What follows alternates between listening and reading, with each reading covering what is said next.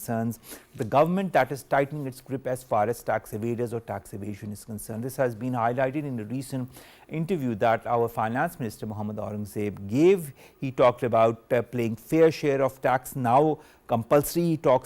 He said that we are going to assert the use of force for recovery.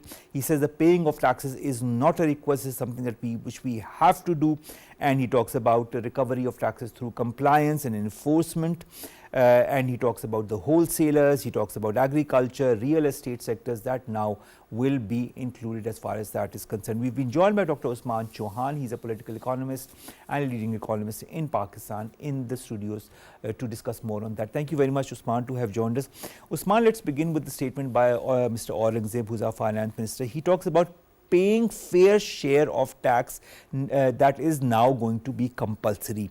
He asserts the use of force as well for recovery. These are two important points that I wanted to make with you and wanted your point of view on that. Then he says that the state has now made up its mind to recover these due taxes. He says this payment of tax is no longer a request as has been made in the past. It's something that we have to do. How do you view these comments? Do you feel that the assertion that our finance minister points to is easily implementable? Thank you. It's always a pleasure to be on your show. I endorse the sentiment expressed by the finance minister. I think this is a bold and powerful statement and signal to all stakeholders that enough is enough and that we have to all get on one page and everybody should be part of the program. I appreciate this boldness and I think it is the correct posture to have vis-a-vis tax evasion. That said, there are three provisos that will make this truly effective. One is that when you have taxation, you have to look at the other side of the equation, which is expenditure. And I think that having this strong tax policy is good in that context because now people will have expectations about service delivery and stuff. So rather than avoiding this question altogether, development is realized through both the balance between taxation and expenditure. The second is that a tax system has certain ideal principles, platonic principles you can call them, and those have to be implemented too. So a simpler tax system, a more efficient tax system, a clearer one that is more equitable. These are all also necessary, so tax reform will also have to come with that. But that said, again, the fact that this statement is made is the right statement at the right time. As we have come out of this IMF agreement, now implementing it, it's the best thing that could have happened. Our foreign finance minister rather says that these taxes are going to be recovered through compliance and enforcement. Again, enforcement is something we've discussed, compliance also. He says everybody, whether it is real estate, wholesale or agriculture, will have to contribute to the national economy. He says we are going to be very firm as far as compliance and enforcement is concerned. What methodology needs to be applied in order for this compliance to be forced or this compliance to be, implemented in the right letter and spirit as highlighted by our finance minister? It's a very pertinent question. When we look at the modus operandi, we often get into the technical stuff, but actually the missing ingredient has always been the political will. So you saw that tax impositions happened much earlier for the salaried class like us and vested interests in these specific sectors that the finance minister names. I have no animus against them, but he specifically names them because they are highlighted in discussions with the IMF. And when you look at the system, these are particularly egregious evaders. So he says retailers and wholesalers is one, real estate is the second, and agriculture is the third. Because they're such egregious violators of this, or they're non-compliant by and large. That's not to say that they all are, but overall these sectors have the biggest lapses. They have to be given the most attention. So the modus operandi then goes into the technical aspects. You could have an efficient tax system with 20th century technology. Today there are tools, including those used by the FBR, including artificial intelligence and other things to spot various lacunas, missing things, mismatches between accounts. You can always see that something doesn't quite fit, and there's levels of technology to implement that, and then you proceed with that. But the thing with these sectors is that the evasion has been so broad-based that you actually have to have the political will to first target, and then technology comes second. So what you mean to say is that the political will is paramount, and it's the first step in moving towards whatever our finance minister has been saying. Our finance minister also, as you pointed out, talks about the salaried class and the manufacturing sector that has been taxed again and again, and bears the most brunt as far as the tax is concerned. But when you talk of tax collection of taxes or tax contribution by all the different sectors, do you feel it is possible in the short term? Yes, well, the targets that have been set have been very bold in the agreement with the IMF, and therefore that is why the IMF is engaging in extra oversight to make sure that work is being done. But the fact is that the way we have structured our tax system, it is very much reliant on the center and on the FBR. And deep down, I don't feel that that is equitable. It's not fair to the FBR to be able to deal with 25 crore people. In fact, there have to be layers of taxation, and the reforms that are being done do reflect that. So there's a national fiscal pact which puts more appropriate burden on the provinces. Then you can go further down into district level stuff. You can also look at the indirect taxation and how its patterns emerge among consumption. So if you have a more balanced architecture, it makes it easier to do the collection target stuff, and also makes it fairer for who you are taxing and for what purpose. All right, Usman, also our finance minister talks about Pakistan's macroeconomic turnaround in just 14 months and compliments that, but also says that there is no longer any room for complacency, and that the nation needs to stay the course to build upon this nascent stability. How can Pakistan avoid complacency? We've done that in the past, been on the right track, and then we are sidetracked. How should we stay on track throughout in the next couple of years or even next couple of decades?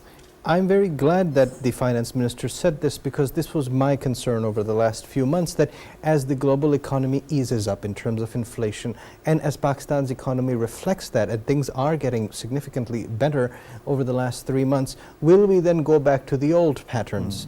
That was my concern as well. But the reason that the finance minister is reiterating this is because if you don't do it this time, there are many reasons to worry that there may not be a next time in terms of assistance from outside, and that you would therefore have to do things now so that you create a more sustainable future. He understands that, the main stakeholders understand that, and that's why he has made references to things like the use of force. This is not a whimsical thing. This is a very serious and mature way to point out that the seriousness of the reform happening now is necessary, and simply just because the world is getting better doesn't mean that we don't have objectives to realize, and those objectives have to be realized without any sense of complacency just because things are getting better. Usman, also he mentions his meetings. He's met with the Asian Development Bank today as well, but he's also met with the IMF. And he said that the IMF was happy, and it was talking about building of confidence and trust through better understanding. But he also talked about another thing apart from that. He said that our Prime Minister is going to shortly announce a homegrown economic roadmap devised after consultations with all stakeholders. Because you mentioned stakeholders, I just wanted to ask this question. What could such an economic roadmap that our Prime Minister is talking about, putting into consideration all the stakeholders, entail in your point of view, somebody who understands Pakistan's economy? Yes, a very complex question, because it's not that all stakeholders can realistically be incorporated with an equal voice, but the idea is to prioritize the important ones that are most representative of our economic interest. So you do need inputs from the business community, you do need inputs from civil society, you do need to look at the federal and provincial bureaucracies, and that's where it will come from. I think that the idea of an indigenous economic strategy is necessary, and I want to revisit the successes that we had in the 1960s, because there was an indigenous thinking. That indigenous thinking began to evaporate in the late 80s and 90s as the donor class came in, foreign consultants took contracts to advise, and ultimately we haven't gotten very far with those because they cannot capture the internal perspective. First of all, because they don't understand the internal perspective. Second, because they draw lessons from other contexts which are not really relevant. And third, because we have to have our own indigenous base of thinking that has that conversation. And if you look at the last 24 programs that we've had with the IMF, at least 20 or at least 15 of them were not done with a good plan from our side or a concrete set of recommendations. Instead, there was a process of negotiation where the IMF was also scanning for areas to fix, and we were also scanning for areas to fix which didn't reflect an indigenous thing. Whenever a country presents an indigenous proposal, as Malaysia did after 1998, even in Manmohan Singh's time, much of the work was done that this is how we will do it. It makes the IMF's job easier. It also makes it easier to realize the targets. So when you have a national economic plan, and God forbid the world situation gets very bad economically and there is a need, you will at least have that thinking documented and cohesively put together to put to the IMF so that the next program will at least make sense, and hopefully there won't be a next program. Well, let's see, that is what our Prime Minister has been talking about, that he wants that there's no future program with the IMF. But speaking of the IMF, our Finance Minister talks about the talks with the IMF that progress in a very conducive environment. He talks about reforms in taxation, energy and state-owned entities, privatization agenda, public finance. That was part of the discussion with the IMF. But he also talks about structural benchmarks that are required by the end of September that have been met. And the IMF was updated on the right sizing of the bureaucracy as well. Structural benchmarks, right sizing of the bureaucracy, is this something that we are going to also see in the coming future from Pakistan? I hope so. I certainly hope so. This concept of right sizing is a euphemistic expression, but it means that if something is far too large, you have to bring it to a more appropriate size. In the sense of government, it is clear that relative to the public value it creates, the federal and provincial bureaucracies, and certainly provincial bureaucracy, are too large. So you have to right size them. Measures are being taken on that, but as you can anticipate, there is resistance at many different levels. So the work becomes hard, and that's why the IMF has revisited us so soon after the agreement to emphasize that we have not simply left you to do these things. We are keeping an eye, we hope for the best, and you have to follow the program. So this adds extra impetus to that. Otherwise, who knows, perhaps the amount of resistance presented domestically would slow things down, but this continued momentum is necessary on the right sizing stuff. In terms of the structural benchmarks, when you have a negotiation with an entity such as the IMF, much of it is of a technical nature where certain targets are highlighted that they believe have a structural impact, which is to say that once those structures are readjusted, you will see aftershocks throughout the economy, hopefully for the better. So you have monetary policy things, you have government spending, current account deficit, addressing it, fiscal account, all of these things are put together and said that you have to now go about doing this and you should expect these results. Now that's where we've had anticipation, although the finance minister has said that overall the negotiation has been, or the follow-up has been very positive.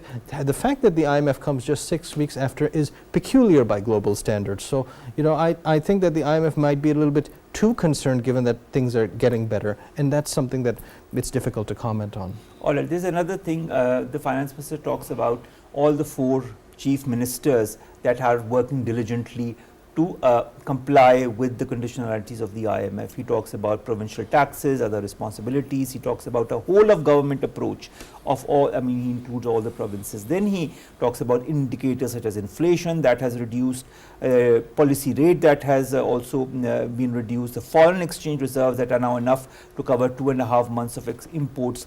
How do you view these indicators and this whole of government approach? Do you feel this kind of an approach is needed or ideal for a country like Pakistan? Yes, there is no other way, because over time, since 1947, our structures have become much more centralized, and that means that decision has happened in a very narrow corridor of expertise as well as interests, so it's not inclusive enough. That is why, to increase the inclusivity, you need inputs. It goes back to our previous point also about bringing in as many stakeholders as possible.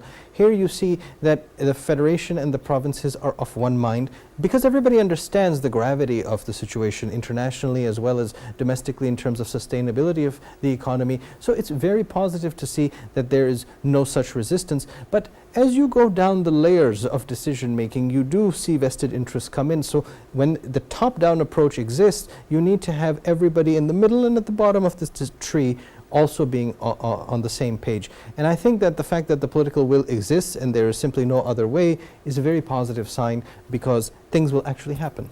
Usman, we were just talking about the provincial governments. Let's talk about the Punjab government that has taken the lead to amend its agricultural income tax law. It has brought existing AIT rates for individuals and businesses at par with the federal income tax rates, and this bill has been passed by the Provincial Assembly.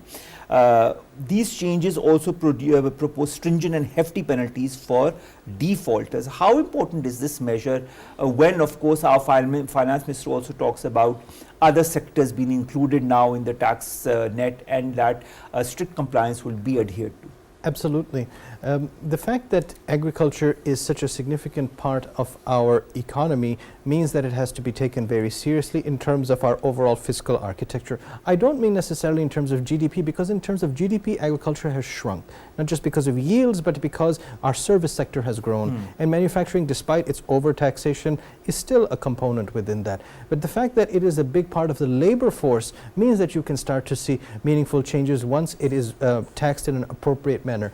What are some of those important changes? The first, I believe, is that you can't have large sectors escaping from a strong punitive austerity system. We have a strong punitive austerity system now, and if you have agriculture slipping out, then manufacturing or the salaried class will have to bear the burden. So everybody has to be incorporated into that. That's the first thing, and that's good, because once things start to, when people start to feel the pinch, they start to look for who is avoiding that pinch the most, and so agriculture naturally had to come in.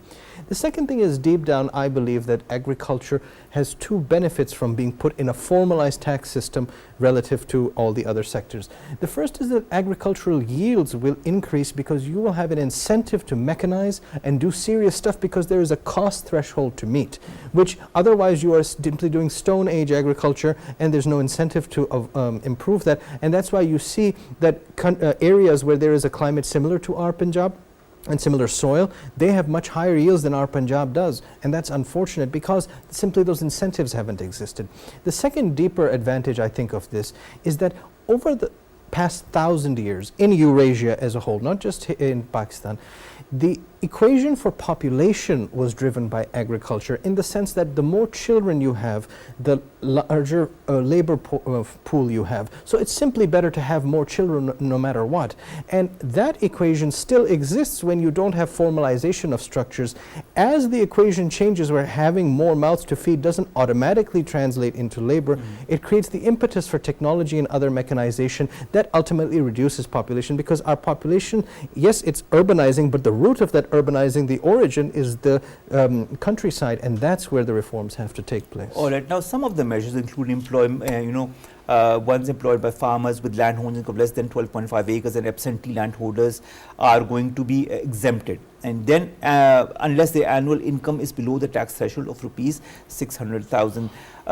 Then there are, there is the fact that the implementation of all these measures is going to only start from the next fiscal year.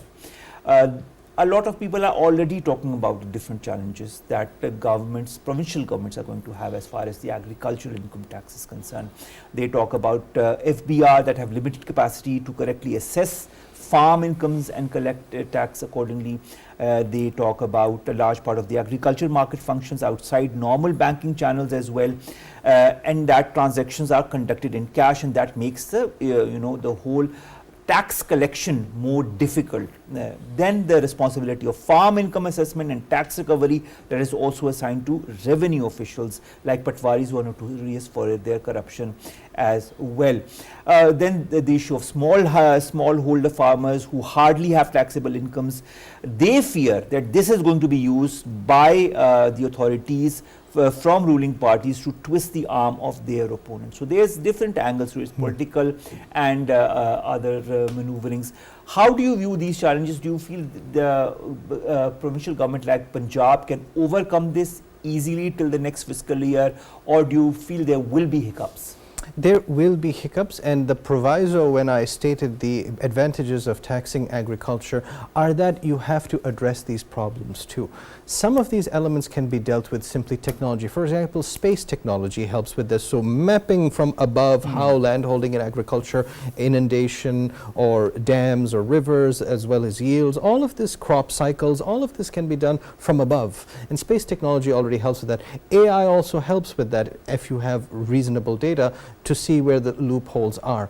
The other thing, so technology is one, then there's the political will part. In Punjab, this is the Unionist Party logic for going back to pre-independence days, that large landholders have had this, but over generations, which means 3 generations, you've had a bifurcation, trifurcation, and further cuts of land as populations increase. So ultimately, you may need to adjust the thresholds of who is taxed and untaxed, and this speaks to principles of fairness in taxation, because if you have too many small landholders and you're simply penalizing the large landholders, you're creating a distortion in the system. Taxation by its nature is distortionary because it adds an extra incentive, but if you add other provisos around it, then taxation can actually be a positive so long as other distortions compensate for this distortion, in the sense that if movements overall coalesce towards a larger goal, then it's all right to tax and it should be taxed, but you need to have everything else in place. Now, speaking of economy and speaking of agriculture, how in your point of view can we bring about an increase in growth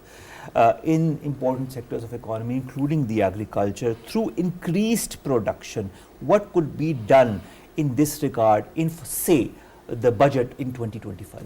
Well, there's many different perspectives on this, and some of those are ideological in nature. Some say that you have to bring in more market-driven mechanisms because there's too many distortions. Some say that government priorities, particularly at lower levels of government, are misaligned and that you have a lot of agencies, but they're own priorities don't align with the larger national interest, in the sense that they may have a specific agenda or a specific area of activity, and what they're doing in that doesn't align with that. So there's the bureaucracy element, there's the market element, then there's the overall economy element. So long as food prices worldwide are low, although we know in the last 2 years they've risen catastrophically, but so long as food price trajectory overall is low, the incentive to work on agriculture globally is also distorted.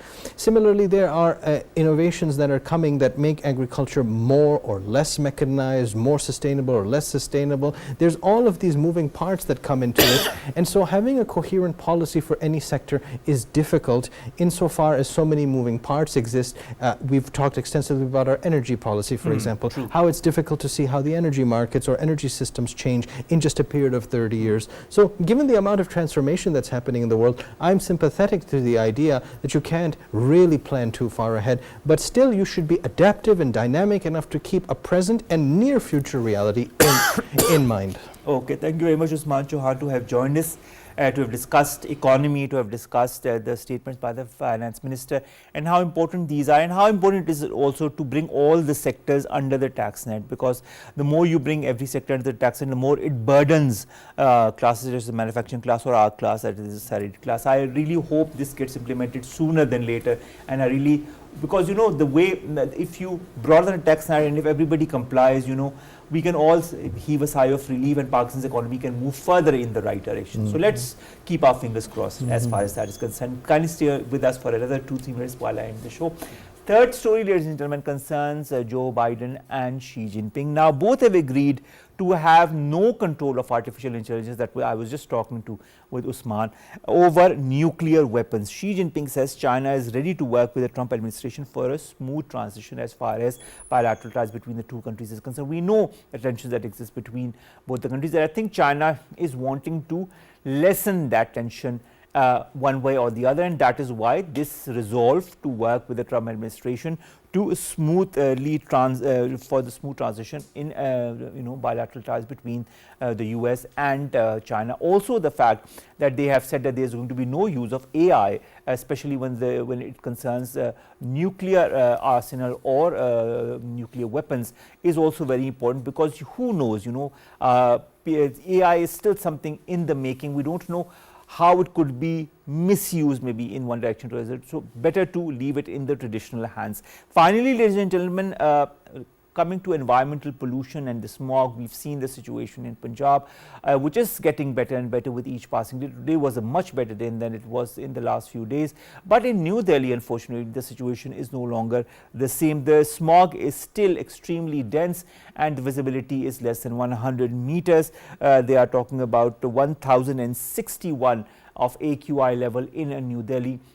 And the fact is that there are a lot of factors that contribute to what is happening in New Delhi as well, and whether it be the burning of the crops or the pollution by the cars and the other forms of vehicles and transport are adding to this situation. This is something that happens every year. I just wish that countries such as India and also Pakistan, that is also moving in the right direction with the measures that it is taking, will do the needful so that we don't see what we have seen this year, next year. With that, ladies and gentlemen, we come to an end of today's newsroom. We'll see you inshallah tomorrow with news stories segments that pertain to us, you and Pakistan.